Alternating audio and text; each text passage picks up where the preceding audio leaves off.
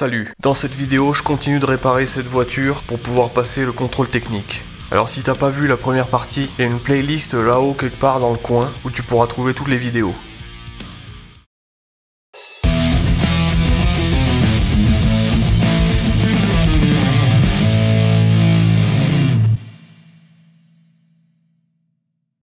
À la fin de la dernière vidéo, il fallait encore que je mette le silencieux sur la voiture, mais ce que je t'ai pas dit, c'est que les silent blocks, ils étaient HS, et ceux que j'avais en rab, c'était pas les mêmes, donc j'ai dû faire une adaptation.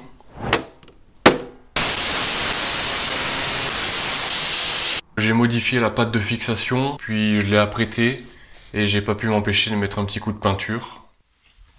Incroyable. Après, je me suis occupé du silencieux.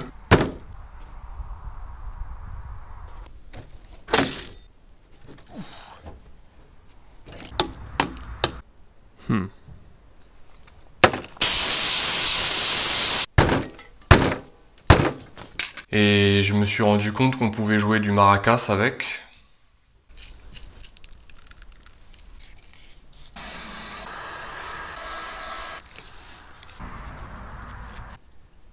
Comme j'ai pas trouvé de collier, j'ai dû souder le silencieux, donc j'ai essayé de le pointer sous la voiture, mais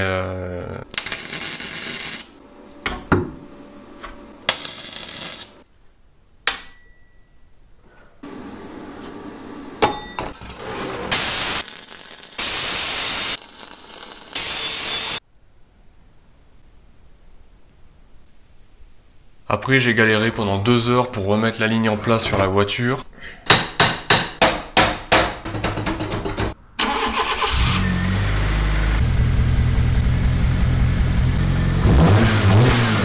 Et je me suis rendu compte qu'il y avait encore une fuite au niveau du kata. Heureusement ça venait du joint. Putain. Et enfin, je suis allé faire un petit tour pour que tout se mette en place.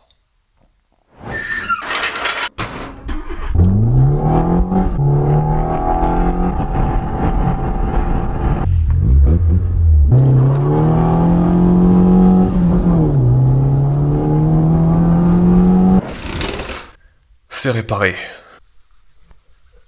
Du coup maintenant le silencieux est plus bas qu'avant. Maintenant je vais passer à la direction assistée qui marche que d'un seul côté. Je t'avais dit que je te montrerai ce que ça fait. C'est le moment. Je vais démarrer, regarde bien les roues.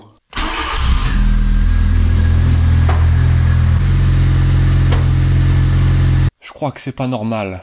Je pense que le problème vient du calculateur qui se trouve par ici, qui gère exclusivement la direction assistée. En gros, ce calculateur communique avec le calculateur du moteur, et selon la vitesse de la voiture, ça va plus ou moins assister la direction. Sauf que maintenant, ça marche plus que d'un seul côté. Je sais pas comment ça arrive, mais... Donc je vais essayer d'y accéder par là. C'est parti. Eh ben, je vois rien du tout. Apparemment, c'est derrière le tableau de bord. Je vais essayer d'enlever le compteur. Bon, j'ai enlevé le compteur. Je pense pas que ça serve à grand chose, mais maintenant il est là. Ça faisait un bon moment qu'il faisait du bruit, tu vois, genre il tremblait à bas régime, et ça faisait des bruits insupportables, du genre... Bref, je pense savoir pourquoi. Il y avait une des vis qui tenait le compteur à l'intérieur qui... elle était plus là en fait. Concernant la direction assistée, y a rien par ici non plus. Il faut enlever le tableau de bord, donc ça fait chier. Il doit forcément y avoir un relais ou un fusible, que ça soit ici ou dans le moteur. Mais faudra que je regarde dans la doc, parce que là, je sais pas quoi faire. En attendant, je vais m'occuper du phare qui reste coincé en plein phare. D'ailleurs, pour ceux qui se demanderaient, ces phares, les modèles comme ça, on en trouve en Pologne et peut-être aussi en Italie. Mais comme j'ai jamais réussi à en trouver, ou sinon c'était très cher, je les ai fabriqués moi-même.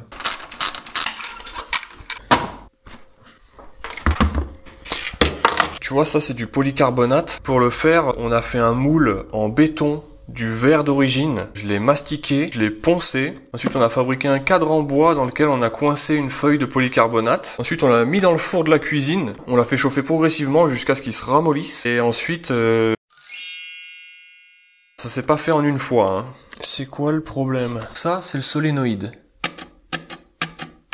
Ouais, des fois il reste coincé. Pourquoi il fait ça, ce con? J'aimerais quand même éviter de le réouvrir. Je sais pas si c'est oxydé ou...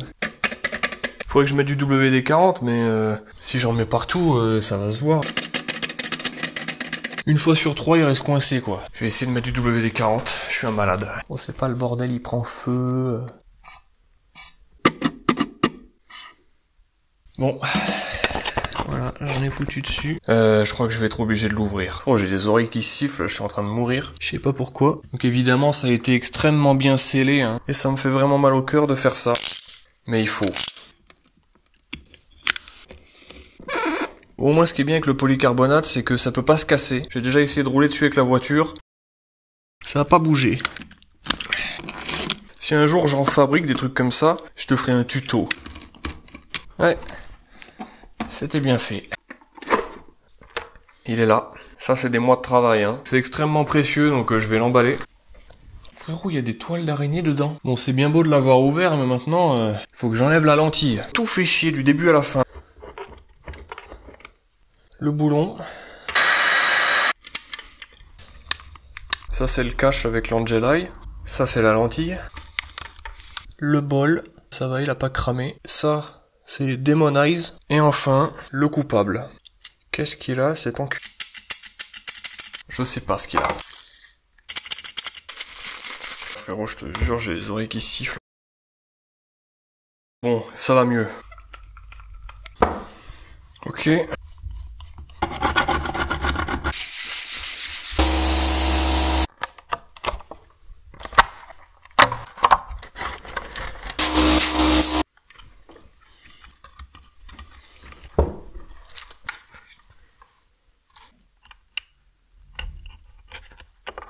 Qu'est-ce que c'est que cette merde? Ça touche la vis du haut. Tu te fous de ma gueule, toi. J'espère que ça va pas exploser.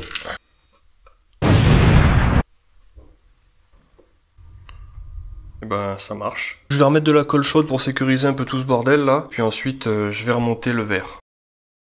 C'est le moment de refermer.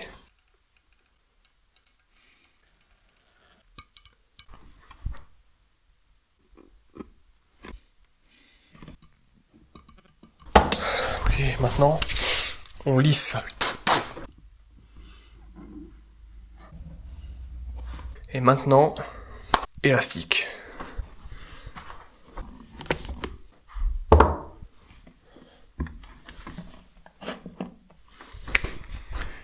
Et voilà. Ok frérot, j'ai remis en place le phare et j'ai vérifié, le problème n'existe plus.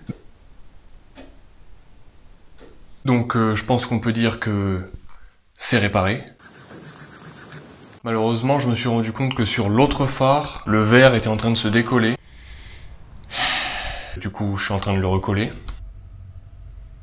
Ensuite, j'ai consulté la Bible.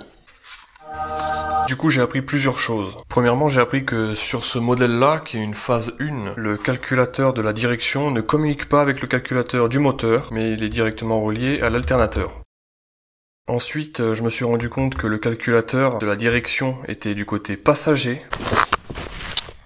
Le voilà. Donc ça servait à rien du tout de tout démonter là-bas, puisqu'il est là. Et enfin, je me suis rendu compte qu'il y avait un fusible, il est juste là, c'est le F10, c'est un 10 ampères et il se trouve exactement en haut à droite. Donc ça correspond à cet emplacement-là et il est ici. Le voilà. D'ailleurs c'est un 25 ampères donc c'est pas le bon. Du coup j'ai enlevé le fusible, donc maintenant la direction assistée est désactivée. Je regarderai plus tard si je peux réparer le calculateur ou l'enlever carrément. Je pense que je préfère sans direction assistée, c'est plus sportif on va dire. Je pense qu'on va pouvoir dire que c'est réparé. Du coup j'ai remonté le compteur et j'en ai profité pour réparer les pattes qui étaient cassées.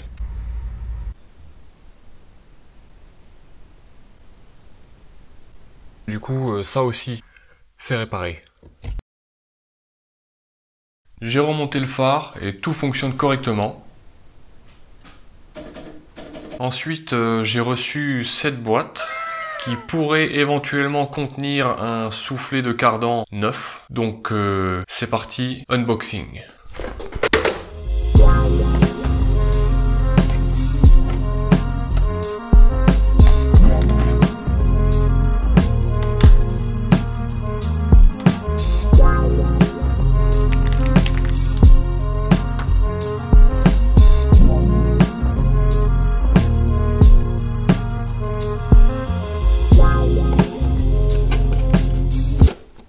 C'est parti, démontage du cardan.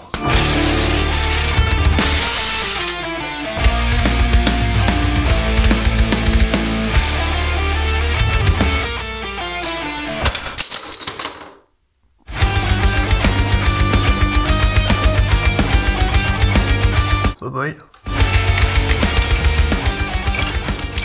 Soit il se déchire, soit il sort. Il est sorti. Bon voilà la bête, il a été changé déjà. On voit bien le problème ici. Je crois que c'est pas normal.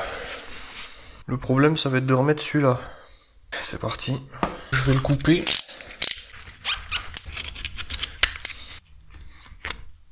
Je sais pas s'il fallait que je coupe ça, mais maintenant c'est trop tard. Tu vois le trou, il est clairement pas assez grand. Est-ce que c'est élastique? Pas trop, ça va être la merde. Le circlip il est venu comme une merde. Je vais tenter quelque chose. C'est quoi cette merde là? Oh, c'est pas les mêmes boulons. Voilà. Ok. J'espère que je pourrai le remettre par contre. On verra bien. Et voilà frérot. Du coup là ça devrait être plus simple pour mettre ça quand même. Voilà, c'était facile.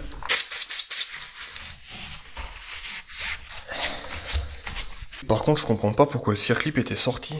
Qu'est-ce qu'il a ce circlip de merde? Ah oui, ben, il y a un problème, hein. Je vais essayer de le tordre légèrement. Bon, je pense que c'est bon. Donc maintenant, je remets les tripodes.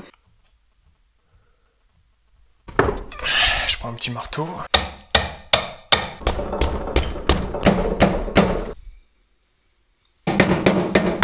Ça rentre. Non.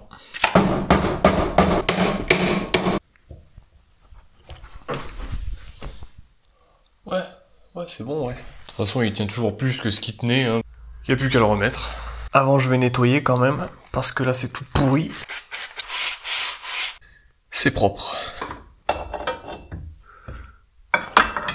Ok. La graisse. Donc ouais, je vais mettre un Serflex et si t'es pas content, c'est pareil. Et en plus, il est blanc. Le petit deuxième là.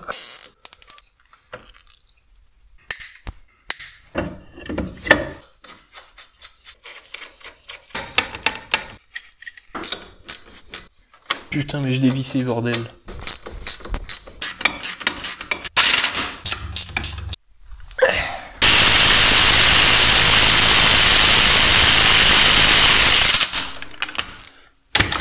C'est vissé.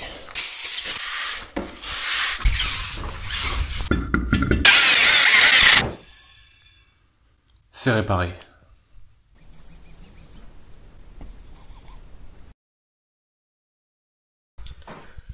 J'ai reçu les pneus neufs, mais le problème c'est que j'ai pas encore la machine à pneus, donc il va falloir que je les amène dans un garage et payer 40 €. Mais du coup, je vais être obligé de finir ceux-là.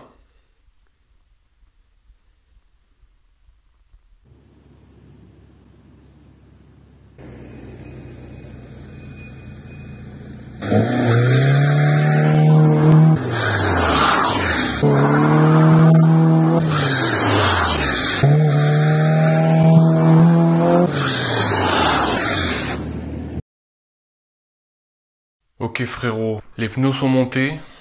Magnifique.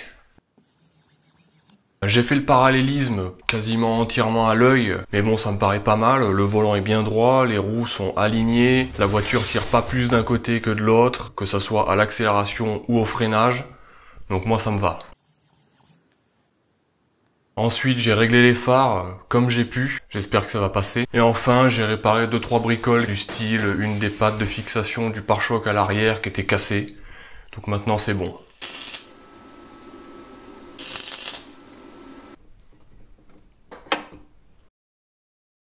Wow. Donc c'est le moment de tout remonter, mais heureusement il suffit juste de claquer des doigts et c'est bon.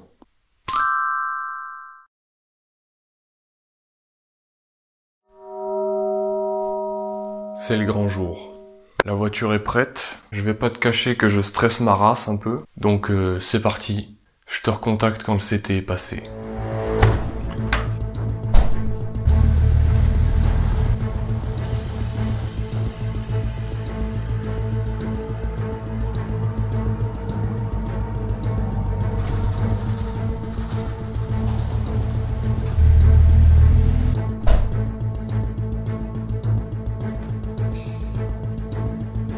l'a passé.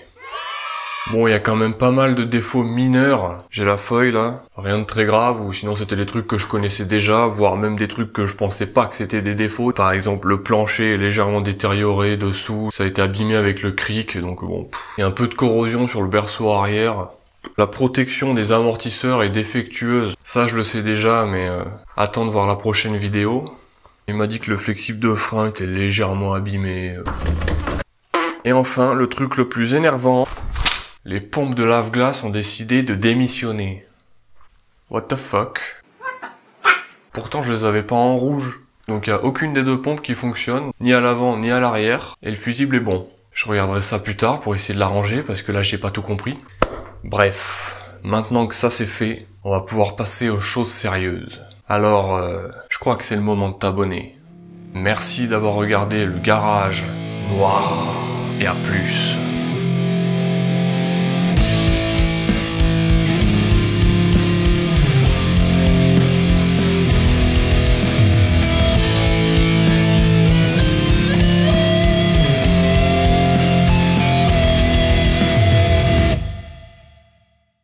Frérot, la vie de ma mère, je viens juste de couper la caméra. You got me fucked up.